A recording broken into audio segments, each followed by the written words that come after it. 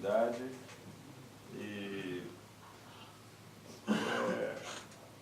acho que a reflexão que eu vou tentar fazer aqui ela é menos focada no contexto brasileiro específico das nossas lutas aí com o governo Bolsonaro que nós vamos ter pela frente. Acho que isso é um capítulo que exige uma abordagem muito cuidadosa da nossa parte. Então eu não vou me referenciar nesse, senão a gente vai entrar nisso e gasta a manhã toda nesse debate.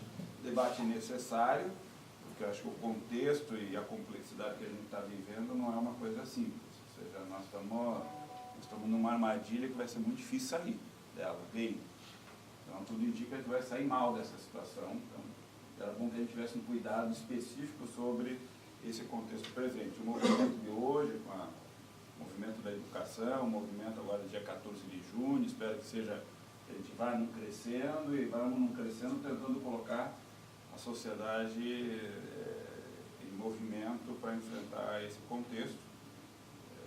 Na medida que a gente faz o debate por aí, fica claro que a sensação das pessoas que já fazem 4 anos de governo Bolsonaro, que a gente tem que dar conta que fazem 100 dias. O estrago já é tão grande que parece que fazem 4 anos e já está na hora de ir embora, fazem só 100 dias, certo? Nós temos mais 1.100 dias pela frente, temos mais 11 vezes o tempo que nós já vivemos, é muito tempo, fazem muito estrago, certo? E não sei como que o país vai suportar essa alucinação toda, mas é o que nós temos pela frente, acho que aí cabe uma estratégia específica. Agora, a ideia dessa conversa é um pouco trazer uma reflexão para a gente pensar o movimento sindical daqui para frente. O pressuposto dessa conversa é que o que nós conhecemos, o que nós vivemos, o que nós organizamos de movimento sindical até hoje não nos dá referência para pensar o que tem que ser o movimento sindical daqui para frente. O nosso aprendizado precisa ser revisto por nós, mas nós precisamos ir muito além de tudo que nós fizemos até agora. Porque o que está acontecendo é uma mudança muito profunda no sistema produtivo. E nós somos a organização dos trabalhadores que responde, criando o movimento dos trabalhadores, à disputa distributiva de um sistema produtivo que está em mudança. Ou seja, a empresa, a partir do qual nós nos organizamos como classe trabalhadora, está mudando, a lógica dela está mudando, a forma com que ela está se organizando está mudando, ela está mudando o que a gente conhece por trabalho, está mudando as relações de trabalho, por isso as reformas trabalhistas e coisas que o valha, e o que está vindo pela frente é algo que nós não sabemos exatamente o que vai ser. Não só nós não sabemos, como os empresários também não sabem exatamente o que vai vir pela frente. Isso tem obrigado a mudanças radicais em várias dimensões. Por exemplo, no nosso campo do jazz, a economia no mundo está em questão, ou seja, as teorias econômicas que justificavam esse mundo estão de cabeça para baixo, certo? E todos estão perplexos diante do que está acontecendo. As democracias, os países estão com sérias dificuldades de dar respostas nos seus países ao que está acontecendo. E ninguém sabe exatamente o que fazer. Recentemente, no ano passado, em uma reunião de presidentes de bancos centrais da Europa, o presidente do Banco Central espanhol fez um relato da experiência espanhola para os presidentes de bancos centrais da Europa, dizendo, olha, na Europa fazem 20 anos que nós fazemos reformas trabalhistas. 20 anos estão fazendo reforma trabalhista.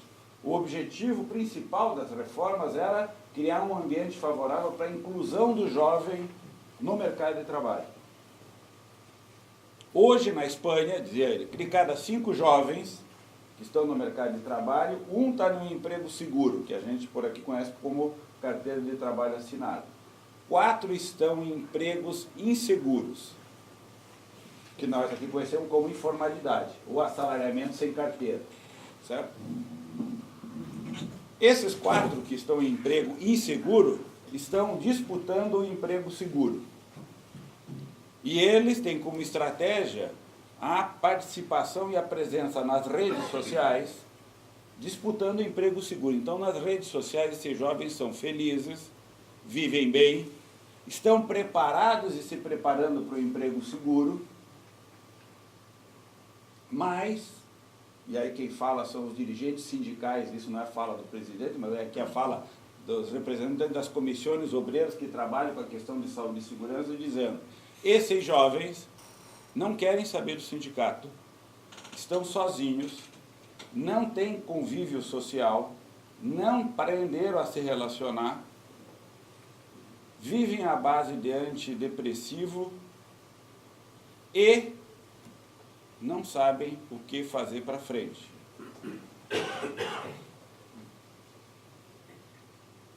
Volta para o presidente do Banco Central, que não falou isso para os presidentes, falando: nós temos esse problema de temos criado 5 empregos e cada 5, 4 informais. O que aconteceu com a economia espanhola quando nós fizemos isso? A economia espanhola começou a andar de ladeira, começou a derrapar na lama. Por quê? Porque os empregos gerados são de baixos salários somados da queda na massa salarial, a massa salarial da Espanha cai a massa salarial, cai o consumo, cai o crescimento econômico da Espanha. E a Espanha não cresce. Então, nós fizemos a lição de casa. E a economia espanhola não cresce. E os jovens estão ocupados de forma precária. Aí pergunta o presidente do Banco Central, para os demais presidentes: o que nós devemos fazer diante disso? A resposta do presidente do Banco Central espanhol é: não temos a menor ideia do que fazer. Não temos a menor ideia, não sabemos o que fazer. O que nós achávamos que devíamos fazer, nós fizemos. Nos diziam que isso feito geraria uma dinâmica virtuosa para a economia. Gerou uma situação que nós não temos ideia do que fazer. Então não somos só nós que estamos sem saber exatamente o que fazer, eles também não sabem exatamente o que fazer. Portanto, o problema é um problema complexo, não é simples. E esta mudança no sistema produtivo, na organização da estrutura produtiva industrial, mas agora não só mais industrial, a chamada quarta revolução industrial, ou a indústria 4.0, que a gente ouve falar e que muitos imaginam que é uma nova revolução tecnológica na base da indústria, tem muito pouco de revolução tecnológica na indústria. A grande revolução tecnológica da quarta revolução industrial é no setor de serviço, que presta serviço para a indústria, é verdade, mas não só. A tecnologia que está na base da quarta revolução industrial é uma tecnologia que permite ir muito além daquilo que a gente conhecia como braço mecânico automatizado por computador da indústria, que é o que nós conhecemos da terceira revolução industrial, e que desempregou muita gente, e que mudou as linhas de produção, os processos produtivos na indústria. Agora essa tecnologia vem para o setor de serviços, que já é responsável por ocupar 2/3 das pessoas no planeta, ou seja, 2/3 do emprego, de cada 3 empregos, 2 é no setor de serviço. Essa tecnologia vai para esse setor. E essa tecnologia é diferente da anterior, porque ela, além de ser uma tecnologia que substitui a força de trabalho, portanto, o braço do metalúrgico é substituído pelo braço mecânico, isso nós conhecemos. E até então, as pessoas diziam: isso é possível fazer na indústria, mas no setor de serviço, as pessoas são insubstituíveis. Pois é, a quarta revolução industrial mostra que isso não é verdade. A quarta revolução industrial está trazendo uma tecnologia que substitui as pessoas nas tarefas de serviço. Isso vai fazer uma mudança radical no mundo do trabalho no setor de serviço. Para dar um exemplo, a gente ter noção do tamanho do problema, que é um exemplo que a gente conhece porque todo mundo está, de alguma forma, vivendo. Todo mundo tem celular aqui, não tem? Todos temos celular e todos nós recebemos contato de prestadores de serviço da empresa de telefonia fazendo o atendimento, ou nos vendendo um serviço, ou trocando o pacote do nosso serviço, ou cobrando nossas dívidas quando a gente não paga a conta do celular, certo? são os meninos e meninas que fazem o teleatendimento. Em São Paulo, esse serviço de teleatendimento, que é feito por, no geral, meninos e meninas de 16 a 25 anos, 90% são jovens, que ficam no emprego de 6 meses a 1 ano, não muito mais do que isso, porque não aguentam esse trabalho. Esses meninos custam em torno de 5 a 7 mil reais o posto de trabalho. Então, uma empresa, se você quiser abrir uma empresa com esses meninos fazendo serviço, você tem que orçar que vai gastar de 5 a 7 mil. Salário, encargos, mais o prédio, mais a energia, mais o computador, mais todo o custo daquela empresa dividido por cabeça dá de 5 a 7 mil reais por mês.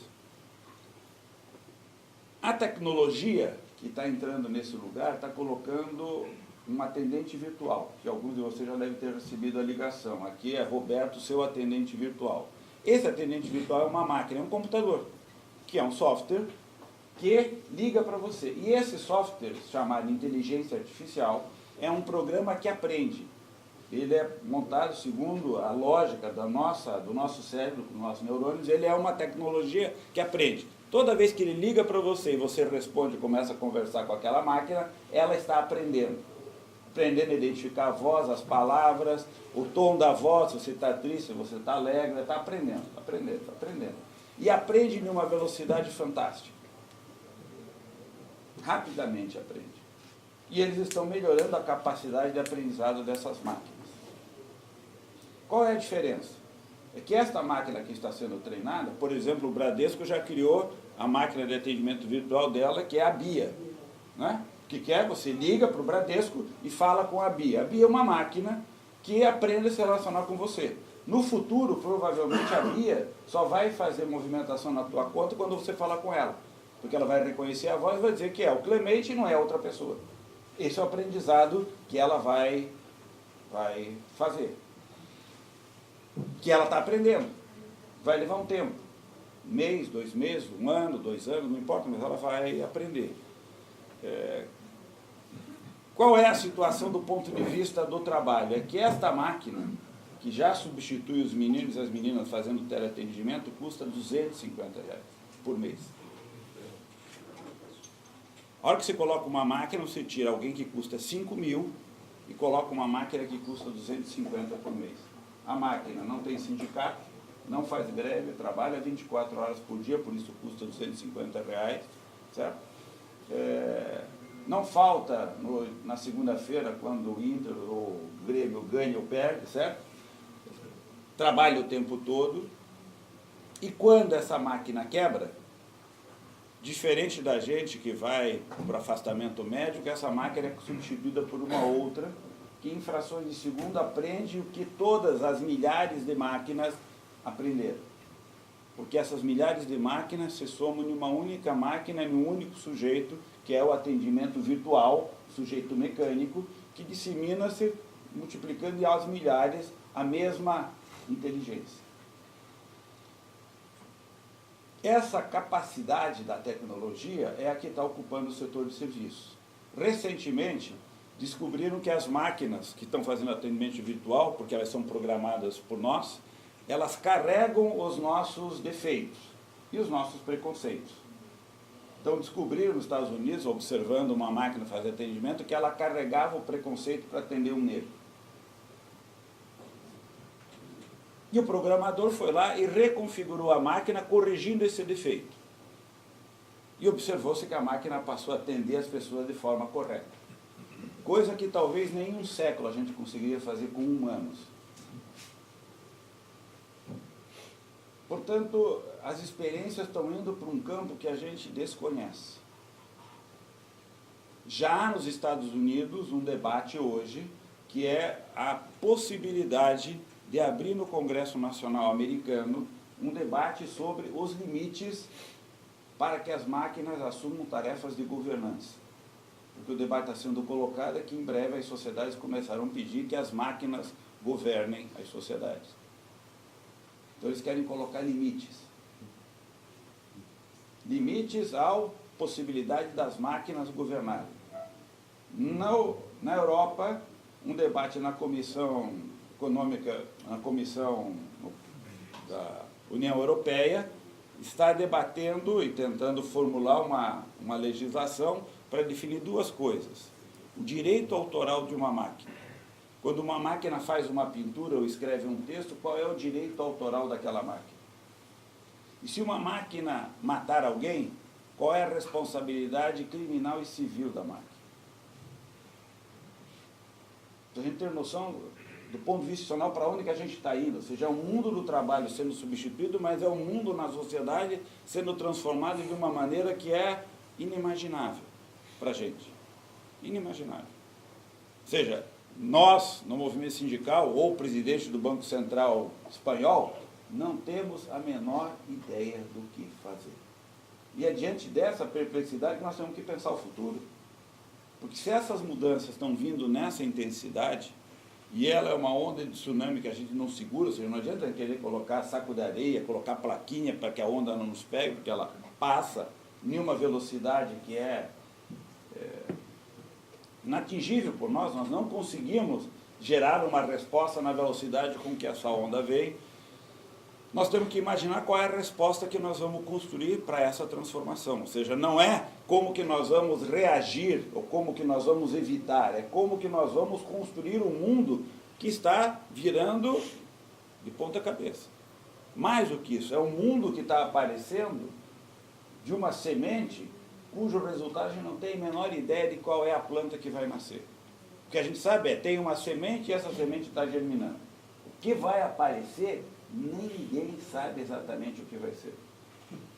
As pessoas que olham o futuro no mundo do trabalho estão dizendo, esse é um caso dos Estados Unidos, estudos mostrando, dizendo o seguinte, nos próximos 10 anos, eles estimam que metade dos empregos que serão gerados são de ocupações que não existem hoje. Portanto, profissionais que vão trabalhar para ocupações que não existem. Como talvez há 2, 3 meses atrás a gente não teria esta ocupação que é entregador de pizza com patinete. Essa é uma ocupação nova. Alguém conhecia entregador de pizza com patinete alugado de um prestador de serviço internacional que deixa o patinete solto no meio da rua? É um negócio que há 2 meses atrás a gente não conseguia imaginar que isso fosse existir. Certo? E está existindo agora. O prefeito em São Paulo ontem soltou um ato administrativo dando 15 dias para regular o uso do patinete. Enquanto isso, tem que colocar capacete para andar com o patinete. A empresa já disse, isso inviabiliza o nosso negócio. Vocês acham que vai ter capacete usando? Não vai usar capacete por enquanto, vai ser... Mas isso não é um problema no Brasil, Londres, Nova York, está todo mundo tentando regular o diabo do patinete, que é uma praga que apareceu no mundo em meses. Em meses os caras colocaram um negócio que altera o espaço urbano. O risco de ser acidentado por um bicho que você não conhece, é um bicho mecânico, que já fez uma mudança no mundo do trabalho, criando um entregador de pizza, entregador de pastel, entregador de qualquer coisa, o diabo do patinete. Mas estava me falando que até os bandidos já começaram a perceber que o cara deixa o patinete funcionando, vai embora, o cara olha, pega o patinete e sai assaltando o pessoal com o patinete, usando o crédito de quem não usou o crédito total. Né? Você compra por 1 hora, usa 50 minutos e deixa 10 minutos lá, o cara fica de olho, pega, circula mais 10 minutos e vamos que vamos. Ou seja, tudo vai mudando.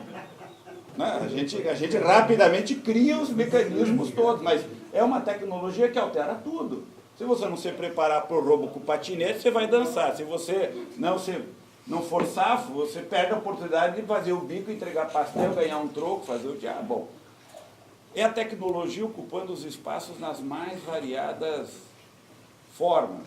Né? As pessoas que olham a tecnologia e que tentam identificar o tamanho do impacto da tecnologia estão dizendo que nós estamos em um processo de transição e nos próximos anos é muito provável que a gente viva numa sociedade onde todo o trabalho humano terá assistência de uma máquina. Então nós não faremos mais trabalho nenhum sem deixar de ter a assistência de uma máquina. Seja o celular, que a gente já usa como extensão do braço, certo? Seja qualquer outro equipamento, o computador ou qualquer outro equipamento, ou de localização, ou de comunicação, ou de acesso à informação, mas haverá uma máquina nos dando assistência para qualquer trabalho. Os que olham mais para frente, olhando 3, 4, 5 décadas para frente, e olhando a intensidade da mudança tecnológica, estão dizendo, e esse é um objeto central da conferência da OIT esse ano, que completa 100 anos a OIT vai fazer uma conferência sobre o trabalho do futuro ou o futuro do trabalho. O que esses caras que estão olhando décadas para frente estão dizendo? Do jeito que a tecnologia vai, é muito provável que não exista trabalho mecânico no futuro sem algum tipo de assistência humana. De tal forma que a centralidade do trabalho humano será ser deslocado para a centralidade do trabalho de uma máquina, que estará preparada para fazer o que nós fazemos, com algum tipo de assistência nosso. Alguns de vocês já devem conhecer as máquinas, as indústrias que trabalham com chamada luz apagada, né? Ou seja, elas são unidades fechadas, não tem trabalho humano naquela unidade, fechadas, né? Limpas, sem luz e trabalham 24 horas por dia. Não tem trabalho humano naquela unidade produtiva, tem uma assistência externa controlando o processo produtivo. É isso. Isso é a mudança que está em curso no mundo do trabalho. Então, primeira coisa é, nós que somos sindicatos, que representamos esses trabalhadores que produziram o mundo até agora, seremos sindicato de um mundo do trabalho que está em profunda mudança, com uma tendência declinante no número de trabalhadores.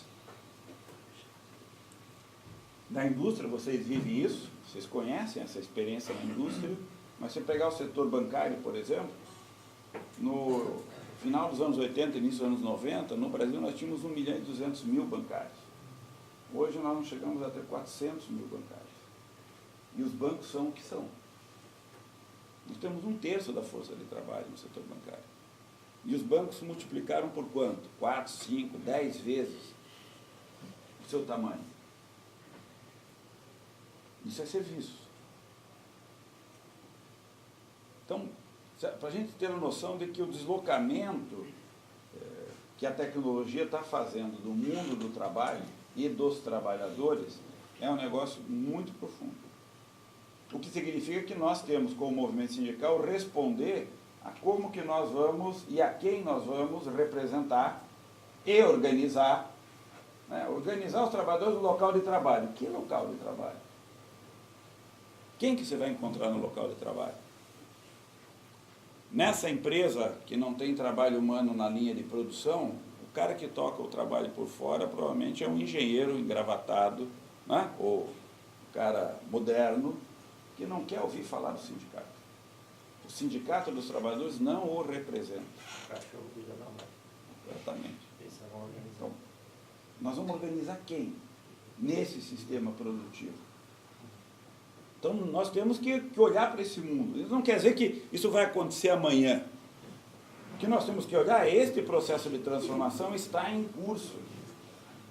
E este estar em curso significa uma reorganização da base produtiva e provavelmente da base política, que é a nossa representação, para ver o que nós vamos fazer nesse outro mundo.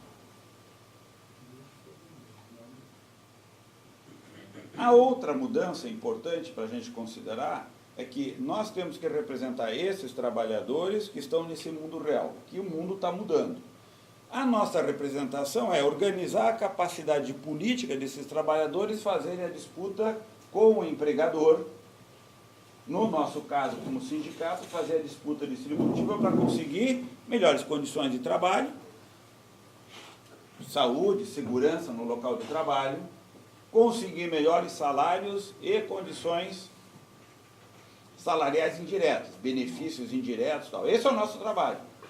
Organizar os trabalhadores para conseguir as duas coisas. Então nós fazemos uma disputa como organização do resultado econômico da empresa. A empresa realiza o processo produtivo, nós produzimos e dizemos para a empresa, o sindicato está aqui para pegar uma fatia desse resultado.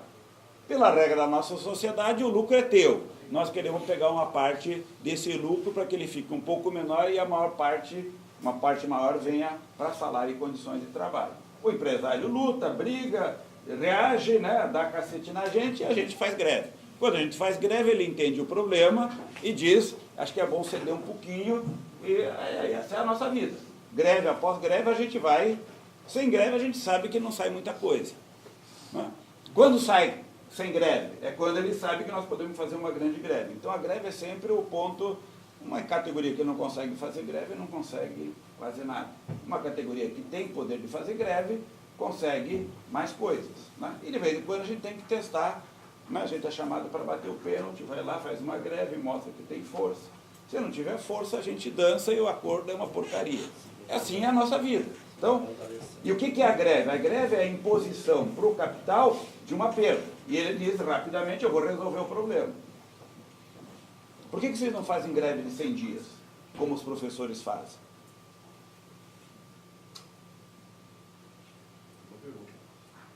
Por quê? Por que vocês não fazem greve de 100 dias? Porque o capital não é louco deixar vocês 100 dias fazendo greve. Em um dia ele senta para negociar, em 2 dias ele está a fim de fechar o acordo. Os professores fazem greve de 100 dias porque o governador não faz a menor diferença. E esse é um problema do movimento sindical. Porque nós transferimos do setor público para a organização dos trabalhadores no setor público a lógica da organização sindical industrial, achando que uma greve de professores é igual a uma greve de metalúrgicos. E é uma estupidez nossa, é uma ignorância nossa. Coletivamente nós somos pouco letrados em pensar a organização dos trabalhadores, além de estender o que nós sabemos fazer. Como a nossa força dos metalúrgicos e da indústria é muito grande, porque é o núcleo duro do capitalismo, e quando para aqui o capital senta para negociar, nós achamos que expandindo o mesmo instrumento para o setor público vai dar o mesmo resultado. Não dá. Da greve de 100 dias, quem se ferra são os pais e os alunos dos trabalhadores. E os professores, no máximo, conseguem uma primeira rodada de negociação com o governador. Quando ele os recebe? E é assim, aí nós temos que fazer uma greve de 100 dias, outra greve de 100 dias, outra greve de 100 dias, e nós nunca paramos de pensar a alucinação que é ficar fazendo greve de 100 dias nos professores. E isso somos nós. Ou seja, deixado ao nosso jeitão, nós vamos replicando coisas, muitas vezes sem pensar direito no que nós estamos fazendo. E não é o nosso caso, é no mundo. Por quê? Porque a base sindical no mundo é uma base industrial, que foi se expandindo para o setor de serviços, para a organização no setor público, a partir da experiência de organização sindical no setor industrial. Não quer dizer que uma greve nos professores ou uma greve da saúde não tenha impacto. Lógico que tem, incomoda o governador, tem 100 dias. Certo? Mas se eles fossem metalúrgicos, no segundo dia a empresa estava negociando. Como estão negociando com vocês? Qual a empresa que vai deixar vocês ficarem 100 dias parados? Não são loucos, certo? Não são loucos, é assim. Bom, pensar a organização sindical é pensar a nossa resposta organizativa para, nesse contexto de mudança tecnológica que eu falei,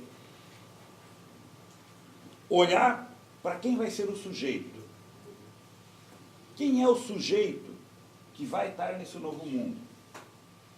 Então, a primeira coisa dessa primeira parte é, nós precisamos nos convencer que o sujeito que vai construir esse novo mundo precisa estar no coração do sindicato. São esses sujeitos que vão construir esse mundo que eu falei, que precisam criar esse novo sindicato. Não sou eu, não vai ser o Franzói, não vai ser o Lírio, não vamos ser nós. Nós não estamos nesse mundo. Esse mundo do trabalho que está se construindo vão ser realizados nos postos de trabalho pelos jovens que chegam no mundo do trabalho. São eles que vão realizar, como nós realizamos nos anos 70 e 80, a terceira revolução industrial. Eu lembro quando a gente fazia o PCDA, né, Franz? Algum de vocês fizeram o programa lá do Diese. Nós chamávamos de dirigentes sindicais, são mais de 3 mil dirigentes sindicais que passaram por um programa para repensar o sistema produtivo à luz da terceira revolução industrial. E as pessoas diziam, não, vocês são os loucos, esse troço não está acontecendo. Eram os velhos falando. Os moços chegavam e diziam, isso não só que não está acontecendo, como já aconteceu. E aí começa a aparecer os casos e as pessoas vão fazendo o curso e vão descobrindo que tem que ter uma nova organização para responder àquelas transformações. Nós entramos para uma agenda para discutir PLR, entramos para uma agenda para discutir os sistemas de planejamento, para discutir organização do sistema produtivo, just in time, discutimos um monte de coisa que organizava o sistema produtivo. Diferente de tudo que a gente conhecia até então, na base produtiva. Os metalúrgicos diziam, nós representamos o cara de macacão, essa empresa que está vindo, o cara vai trabalhar de camisa branca e paletó, e não quer ouvir falar do sindicato. O que a gente faz? Isso é a terceira revolução que vocês tiveram que enfrentar. Bom, esse outro mundo que está vindo vai ser construído por trabalhadores reais, como nós construímos a terceira revolução industrial. Ou os trabalhadores construíram a segunda e a primeira revolução. Então, a primeira diretriz clara é nós pensarmos que esse sindicato que vai surgir, não sei qual é um sindicato que vai ter que ser produzido politicamente pelos trabalhadores que vão estar nessa situação. Porque é eles que têm que trazer essa agenda. Outro dia, falando com uma dirigente sindical bancária, ela me disse o seguinte, Clemente, eu estou com um problema. Lá na agência tal, os meninos querem trabalhar de bermuda. E os meninos e as meninas querem fazer home office, trabalhar em casa. O banco não tem a menor ideia de como fazer essa história de home office. E a direção do sindicato não quer nem ouvir falar dessa agenda de trabalhar de bermuda. Eu não consigo chegar lá porque eles não querem me ver, porque acham que a gente é contra o que eles querem. E é verdade, porque a diretoria não quer. Ele disse, se fosse você, pegava mais um diretor que topa, vai para aquela agência, junta os meninos e as meninas que estão lá, monta uma comissão de negociação e diz, vamos negociar. Porque a única possibilidade desses meninos e meninas entenderem que é o sindicato é pegar a agenda de trabalhar com bermuda e ir lá com a empresa negociar, trabalhar com bermuda, que é o que eles querem. Eles vão aprender, vão ver que não é fácil, vão ter que justificar. Dá para trabalhar de sunga e maiô ou não dá? Não sei. Eles vão ter que responder. Ah, como é que mede? É quantos palmos acima do joelho e abaixo do joelho? Não sei, eu não sei, não tenho a menor ideia. Mas eles vão ter que dizer, porque a empresa vai dizer. Como é que trabalha em casa? Não tenho a menor ideia. Como é que é jornada de trabalho de quem trabalha em casa? Eu não tenho a menor ideia, eu não sei. Provavelmente eles têm ideia, porque se eles estão demandando, eles estão pensando nisso. Então eles vão ter que traduzir o que eles estão pensando numa pauta. Porque se eles não tiverem uma pauta, uma agenda, como nós sabemos, eles vão chegar para a empresa e vão falar o quê? O jeito deles aprenderem o que é o sindicato é eles experimentando, seja com o que for. Se o sindicato estiver junto com eles hoje, com a bermuda, talvez eles compreendam que o sindicato vai ser deles para outras coisas. Se eles acharem que o sindicato não está com eles, o sindicato não serve para nada. Eles são os que vão fazer o novo banco. Como que o trabalhador que vai fazer o novo banco não está no sindicato? E a direção do sindicato não dá atenção para a pauta que é deles. Isso é colocar o jovem para dentro do sindicato. As nossas direções, no geral, estão afastando o jovem do sindicato. Porque o mundo que está em mudança a gente não conhece, a gente não tem ideia do que são essas mudanças. Nós conseguimos perceber mudanças quando olhamos para esses jovens, o mundo já é assim, não tem mudança, já é assim. Esse mundo já está acontecendo desse jeito, porque como para nós a terceira revolução já era aquilo, porque a gente estava chegando e estava pegando o mundo e já começava a trabalhar naquelas condições, imaginar as condições da segunda e terceira, primeira revolução industrial para a gente eram... A gente já entrava num outro mundo. E para quem viveu a terceira revolução, as mudanças na linha de produção, quem estava no velho modo e no novo modo, teve um processo de adaptação que não foi fácil. E o pessoal que estava na adaptação dizia, esse jovem que chega, já chega a 10 metros de distância, já sai na minha frente, porque ele já chega no mundo, eu tenho que me adaptar à mudança. Ele já chega com a mudança internalizada, é diferente. Com a moçada hoje está acontecendo a mesma coisa, eles já chegam nesse mundo com uma outra lógica. Então, a primeira coisa é, nós precisamos descobrir como que esses jovens ocupam o sindicato, para que a agenda que eles estão experimentando do mundo real se transforme em uma agenda política. que é condições de trabalho, de salário, representação, bem isso. Agora, como? Eu não sei. Essa é a primeira parte. Segunda parte, se transforma em uma relação política para quê? Bom, para que a gente faz greve? Para que a gente organiza o sindicato? Para que a gente organiza os trabalhadores? Para negociar com o empregador as condições de trabalho e de salário. Nós queremos, na verdade, tirar um pedaço do resultado econômico, que pela regra é dele, do empregador, do patrão, para os trabalhadores. E nós fazemos uma coisa um pouquinho mais sofisticada. Além de fazer essa disputa no local de trabalho, nós ainda achamos que podemos interferir na macro-regulação. Então a gente faz partido político, disputa, faz militância, elege prefeito, governador, deputado, e queremos fazer a grande regulação. Por exemplo, nós inventamos a política de valorização do salário mínimo. Os empregadores acham bacana essa política? Em parte sim, quando eles vendem. Mas eles ficam putos quando eles olham o custo do trabalho. O salário mínimo hoje devia ser R$ 573, se não tivesse a política de valorização do salário mínimo. 420 e poucos reais é aumento real, que todo mês eles têm que pagar. Eles não estão muito satisfeitos com o nosso resultado, do ponto de vista do custo da empresa. Era lucro, né? Era lucro, é lucro dele. Se em vez de pagar 998, eu pagasse 573, a minha margem de lucro ficava maior. Nós fomos lá e na macro-regulação, pelo poder que nós tivemos de eleger um presidente, pressão no Congresso de aba 4, fechamos um acordo nacional com o governo federal, que depois virou lei, e fez o salário mínimo sair de 573 para 998 em 10 anos. Isso é o nosso papel. Isso é a disputa distributiva. Por isso que eles, se podem, tiram a gente do jogo. Certo? Bom, nós estamos falando na disputa distributiva para frente. No âmbito nacional, local, na prefeitura, no governo federal e na relação de trabalho. Bom, o que está acontecendo na relação de trabalho?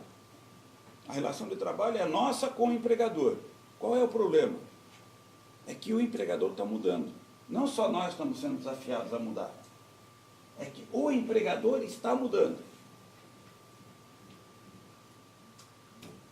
Aquele capitalista clássico da primeira e segunda revolução industrial, que era o dono da empresa, o Ford, não, no setor de vocês, o Ford, né? O Ford era um engenheiro que criou um império.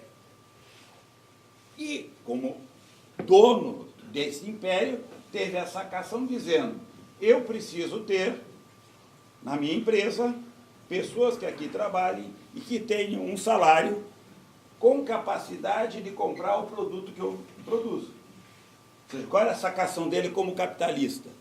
O meu negócio só tem sucesso se a sociedade tiver renda para comprar o meu produto. Isso é, entre a primeira e segunda revolução industrial, muda a lógica do mundo. A economia é repensada e o Keynes vem e diz: nós precisamos pensar a demanda agregada. O que é a demanda agregada? Como é que a sociedade reúne recursos para comprar o que o sistema produtivo capitalista produz? Isso tem que fazer parte do nosso cálculo. E o Keynes, um grande economista, começa a estruturar o que é a demanda agregada. É salário, emprego e é gasto do governo. Investimento ou gasto do governo. A demanda agregada é a soma. Você tem que ter governo gastando, saúde, educação, portanto, toda vez que ele gasta, ele gera renda, as pessoas consomem. Contrata professor, contrata médico, gasta. Compra produtos, atividade produtiva. Vai comprar papel higiênico, alguém tem que produzir o papel higiênico. Ou faz investimento. Constrói prédio, constrói estrada. Toda vez que o governo gasta, ele gera demanda. Quem mais gera demanda? O emprego. Quanto mais pessoas empregadas, mais a massa salarial cresce. Quanto mais os salários crescem, mais a massa salarial cresce. Se eu tenho 10 pessoas ganhando 1.000, eu tenho uma massa de 10.000. Se eu tenho 10 pessoas ganhando 1.200, eu tenho uma massa de 12.000. 2.000 a mais de consumo. Se em vez de 10 eu tenho 20 pessoas ocupadas ganhando 1.200, eu tenho 24.000. Uma sociedade que produz para 24 mil de renda, para 10 mil de renda, faz toda a diferença. O que o presidente do Banco Central Espanhol estava dizendo, nós temos uma sociedade de 10 mil. Achávamos que iam produzir de 22 mil, não produzimos. E não sabemos o que fazer para sair daqui e para lá. Bom, lá atrás eles começaram a responder isso. O que está acontecendo agora? É que o Ford, quando morreu, deixou um herdeiro. Os herdeiros do Ford já não eram muito afeitos ao trabalho de tocar a indústria do Ford. Tinha uma riqueza grande. E entre a segunda e a terceira revolução industrial começou a acontecer uma mudança interessante. Eles começaram a passar para herdeiros e começaram a dizer que os herdeiros precisam se profissionalizar. Então havia todo um esforço de fazer com que os herdeiros dos capitalistas da primeira revolução industrial que estavam morrendo preparassem seus herdeiros. Isso foi uma revolução na gestão das empresas, mas ainda continuava sendo unidades familiares. Depois há um segundo movimento no qual eles começam a dizer: nós precisamos colocar para os herdeiros algum tipo de assessoria técnica.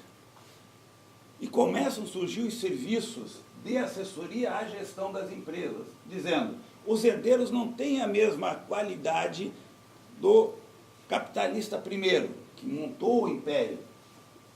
Então nós vamos colocar ciência, profissionais habilitados a continuar tocando o negócio segundo os princípios de quem montou a empresa. Na terceira revolução industrial, nós já começamos que nós fizemos parte, nós já fomos resultado também de um processo de mudança no qual as empresas começaram a dizer: tudo que nós fizemos mostrou que esse negócio não dá muito certo. A melhor solução é a gente tirar os herdeiros, deixá-los lá, usufruir do resultado econômico e colocar nos gestores profissionais.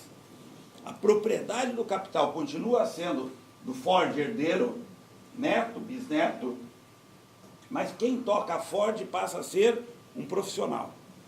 Que um conselho de administração, onde os herdeiros mandam, escolhe, nomeia. Lírio vai comandar a Ford. Ele não é dono da Ford, não tem ação da Ford, não é, mas ele é designado pelos proprietários para tocar a Ford. E vai, em nome dos herdeiros, tocar a Ford. Essa é a terceira revolução industrial. E nós começamos a dizer: pô, mas negociar com o Lírio é diferente de negociar com o Ford. O Ford, ele negociava e tinha conversa. O Lírio vem aqui com um monte de meta e resultado, e é bem mais duro do que o Ford original, né? Ele, o preposto, que não é dono da empresa, é mais rigoroso e mais durão do que o proprietário. O que a gente descobriu? É que o Lírio, quando entregava o seu plano de negócio para ser o presidente da empresa, ele fazia um plano de negócio que dizia: eu vou reduzir o custo salarial, vou melhorar a produtividade, vou aumentar o lucro. E se ele entregasse isso, ele virava um milionário sem ser dono de nada, porque ia ganhar uma fábula de dinheiro. E aí a gente começou a aprender que negociar com um preposto do capital é muito mais duro do que negociar com o capitalista. Eu lembro que a gente, aqui com vocês têm o Gerdau aqui, o pessoal dizia: é melhor conversar com o Gerdau do que conversar com os prepostos do Gerdau. É verdade.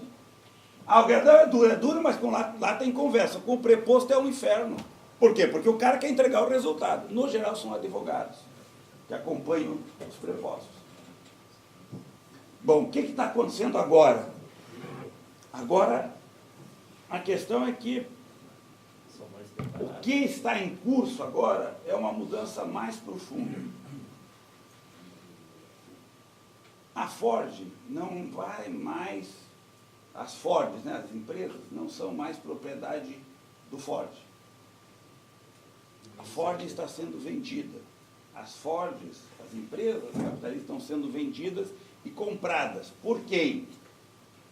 Por fundos de investimento. O que é o fundo de investimento? É uma organização do setor financeiro que junta a riqueza de milhares ou milhões de pessoas no mundo e compra empresas. Ao comprar a empresa, esse fundo designa quem é a direção da empresa, vai designar o Lírio lá para tocar a empresa. Mas não mais pelo acionista capitalista primeiro Ford.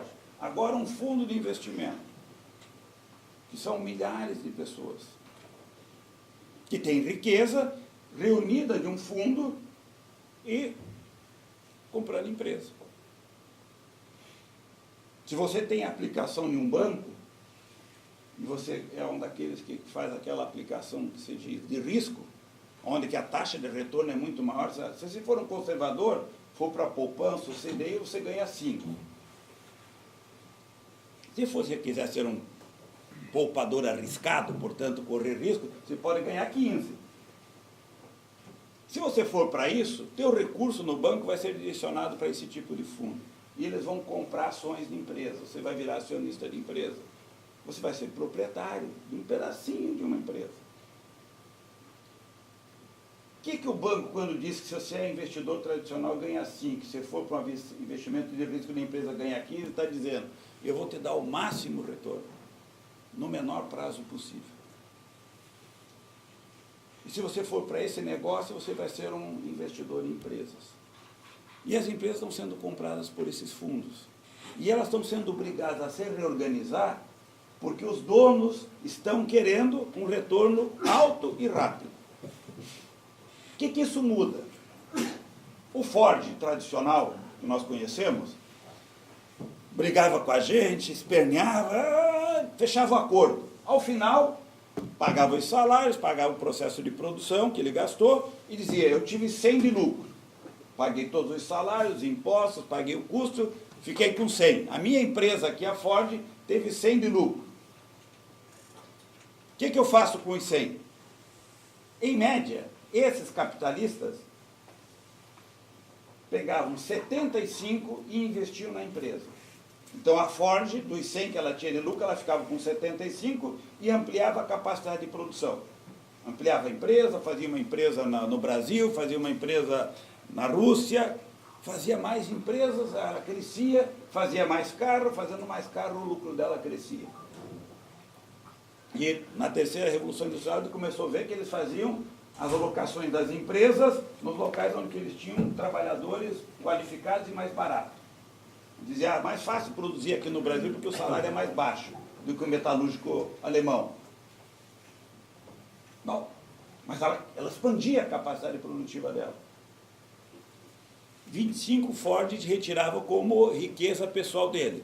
Para ele viver como capitalista, fazer as mansões dele, ter os carros, aquelas coisas todas. Esta nova propriedade da empresa para os fundos está fazendo a seguinte mudança. De cada 100 de lucro, 75 vai para o acionista e 25 fica para a empresa investir.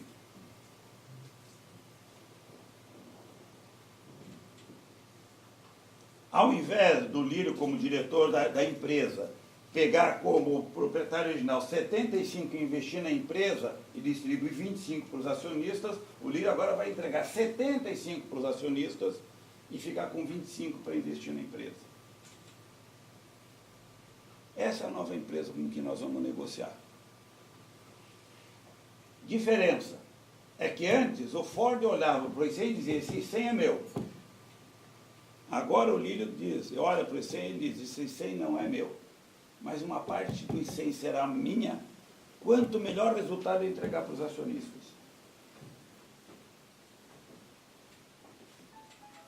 Essa é a lógica. Portanto, se eu puder fazer uma empresa sem sindicato, melhor. Se eu puder fazer uma empresa sem trabalho humano, no lugar de Maria, José e Roberto, atendentes reais, colocar uma máquina para fazer atendimento virtual, imagine, se eu posso trocar um trabalhador que custa 5 mil, colocar uma máquina que custa 250, se eu assumir a direção dessa empresa, que retorno que eu entrego para os acionistas? Imagina que eu compro essa empresa, que tinha meninos custando 5 mil e entrego para o acionista que comprou uma empresa com posto de trabalho mecânico que custa 250. Essa empresa sai de 100 para valer 1 milhão.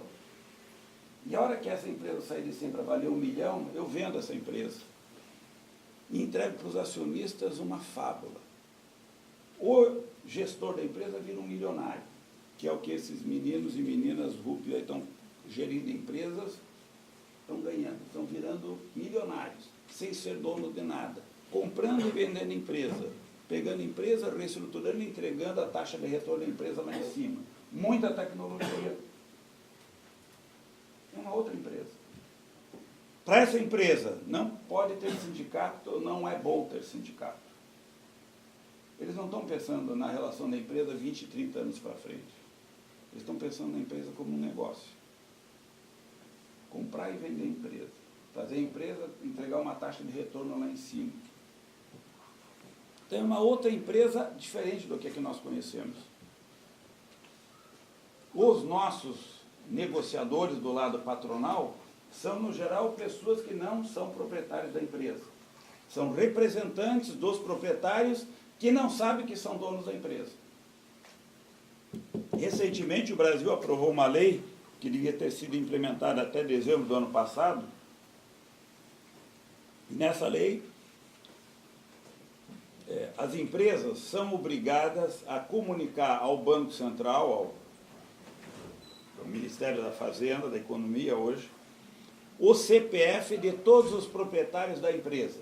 Porque eles querem começar a fazer o cruzamento de dados entre os proprietários e o resultado da empresa. As empresas multinacionais tiveram que fazer uma manifestação ao governo brasileiro dizendo que eles não podem cumprir essa lei, porque eles não sabem, os fundos de investimento, quem são os donos da empresa. Eles não sabem quem são os CPFs que, de fato, investiram naquela empresa, porque o fundo é um aglomerado.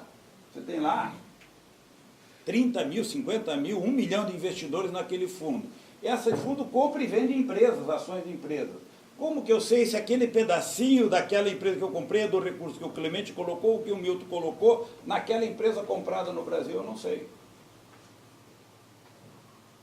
Então, é um problema administrativo do ponto de vista legal que ninguém sabe como resolver, e é verdade, eles têm razão. Eles não sabem quem são os donos. O fundo que aparece, ele é uma pessoa jurídica, não é uma pessoa física. O fundo não tem CPF, ele tem um CNPJ. O governo queria saber o CPF de quem são os donos da empresa. Ele dizia, eu não sei dizer. É verdade, ele não sabe dizer. O que faz? Para a gente ter noção da mudança que está acontecendo. Né? Bom, nós vamos negociar com esses novos donos de empresa. Nós vamos negociar o quê? Esse cara quer entregar o máximo retorno.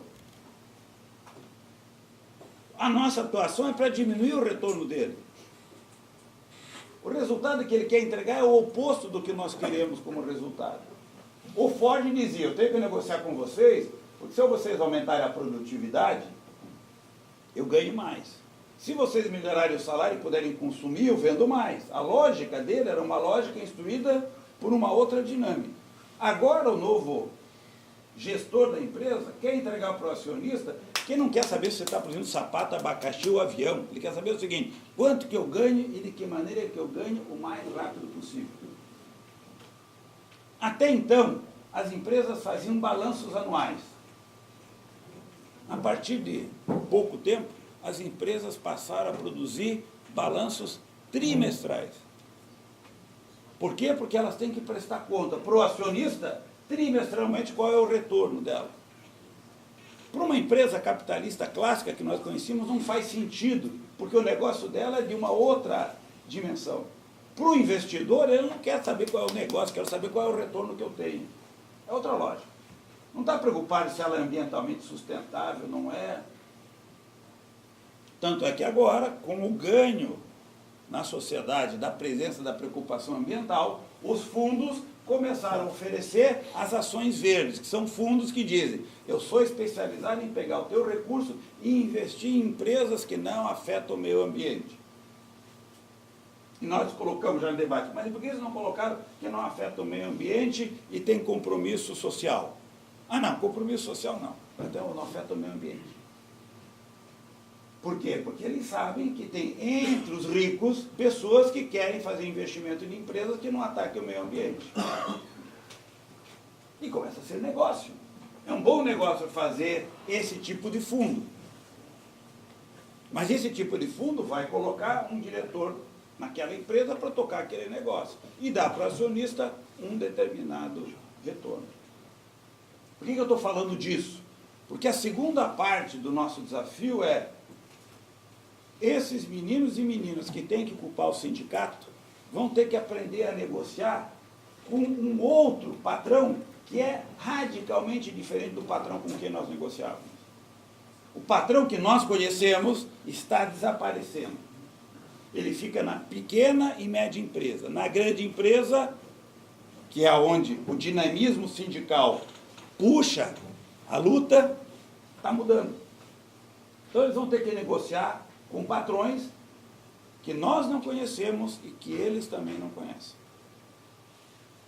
Como? Eu não sei, nós vamos ter que inventar. Não é que essas empresas não existem, elas existem de uma maneira diferente. Então, a relação de trabalho, o sistema de relações de trabalho é diferente. Terceira dimensão, importante. Se a gente olha para frente, nós temos que olhar este mundo em mudança. Pensa com a cabeça do capitalista clássico ou do Lira aqui, gestor de empresa. Ele olha para o mercado e diz, eu tenho um baita negócio. Ele sabe que o Robert e a Mary, que ele conheceu nos Estados Unidos, aquela maquininha, pode virar o Roberto e a Maria no Brasil. E que essa maquininha custa R$250. Ele tem essa informação. Ele olha para as nossas empresas e vê que essa empresa custa R$5.000 um posto de trabalho. Se eu comprar essa empresa por 1.000 e colocar essas maquininhas no lugar desses meninos, dessas meninas, eu resolvo o meu problema e das minhas gerações futuras. Ele pega esse projeto e apresenta para um fundo. Diz, eu tenho 5 empresas dessas no Brasil. Se você me ajudar a comprar essas empresas, a gente compra por 1.000 e vamos vender elas em um ano por 20, 30, 40 vezes mais. O fundo analisa o plano de negócio deles, ótimo, você está autorizado. Ele diz, mas eu tenho um pequeno probleminha. O custo para demitir 100 meninos que trabalham naquela empresa é alto. Nós temos que bancar. E se você colocar uma máquina no lugar deles, o sindicato vai ter que ser chamado para negociar. E se a gente colocar a máquina no lugar dos meninos e das meninas, e dependendo dos meninos que a gente colocar para dar suporte às máquinas, o sindicato vai dizer em que condições que eles vão fazer. Talvez o sindicato diga, se não pode demitir, você tem que retreinar o pessoal para fazer o trabalho com as máquinas. Mas aí o Lira oferece para o fundo de investimento e diz, mas eu tenho uma solução. A gente faz uma reforma trabalhista. E a gente tira o poder do sindicato para fazer isso. A gente dá poder para as empresas fazer isso com o menor passivo trabalhista possível. E dá poder para as empresas alocarem, na forma do contrato, da jornada, das condições de trabalho, o que for necessário de trabalho para tocar essas máquinas. É por isso que de 2008 a 2014, 110 países fizeram reformas trabalhistas. O Brasil era uma exceção. Por isso que eles ficaram vibrando com o pé na bunda da Dilma. Porque liberou. E uma das primeiras reformas que eles fizeram, a primeira foi vender o pré-sal, entregaram. Mas em seguida foi encaminhar a reforma trabalhista. Porque era uma demanda do setor empresarial. Fazer, como nos demais países, uma flexibilização do sistema de relações de trabalho para dar às empresas condições de fazer essas mudanças sem o sindicato. E os instrumentos para que o trabalho, nessa nova relação, seja o trabalho adequado a esse mundo que está em mudança. Que eles não sabem exatamente qual vai ser. Então, tem trabalho intermitente, autônomo, jornada parcial, prazo determinado. A jornada pode ser de 1 hora, eu contrato 1 hora de trabalho, pago essa 1 hora e o trabalhador me dá a quitação definitiva. A hora que ele assina a quitação de que ele recebeu, ele não pode entrar na Justiça do Trabalho, questionando as verbas decisórias. Agora, se o Lírio comprar a empresa que ele propôs, ele chama os meninos e demite 1 a 1, sem sindicato. E se cada um deles assinar a quitação na hora que é para receber, aí, Franzói, você prestou serviço legal. Você tem 100 para receber, mas eu te pago 30. Não dá, então, 30 agora, senão eu vou depositar em juízo. Pode entrar na justiça. França vai